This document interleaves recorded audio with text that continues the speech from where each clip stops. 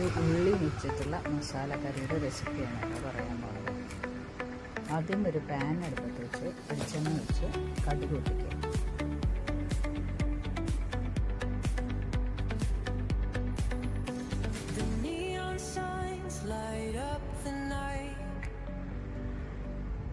കടുകൊക്കെ ഒന്ന് നന്നായിട്ട് പൊട്ടി വരുമ്പോൾ അതിലേക്ക് ലേശം ജീരകം, ഉലുവ, കറിവേപ്പില എന്നിവ ചേർത്ത് കൊടുക്കുക.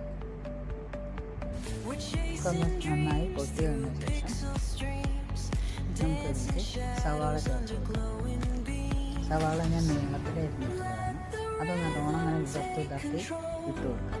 എന്നിട്ട് അത് നല്ലോണം വഴണ്ടി വരുന്നത് ഈ സവാള വഴറ്റാൻ വേണ്ടിയിട്ട് ആവശ്യത്തിന് നമുക്ക് ലേശം ഉപ്പ് ചേർത്ത് കൊടുക്കാം.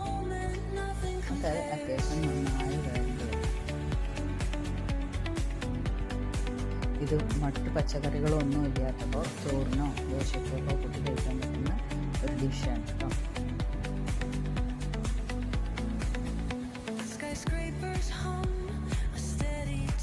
ഇനി ഇതിലേക്ക് ലേശം മഞ്ഞൾപ്പൊടി ചേർത്ത് കൊടുക്കാം. കുറച്ച് മഞ്ഞൾപ്പൊടി, മല്ലിപ്പൊടി, മുളക് പൊടി എന്നിവ ചേർത്ത് കൊടുക്കാം.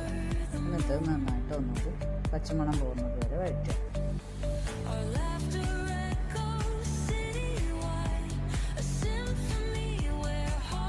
പച്ചമണമൊക്കെ പൊഴിഞ്ഞ് വന്ന ശേഷം നമുക്ക് ഇതിലേക്ക് ലേശം പുളിവെള്ളം ചേർത്ത് കൊടുക്കാം.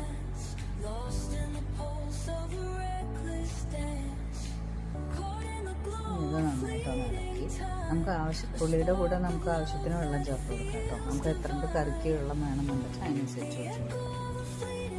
ഇത് നന്നായിട്ട് പുളിയും ഉള്ളിയും മസാലകളും എല്ലാം നന്നായി ഒഴിച്ച് വരുന്നവർ അടുപ്പത്ത് വെച്ച് ഇളക്കി കൊടുക്കുക.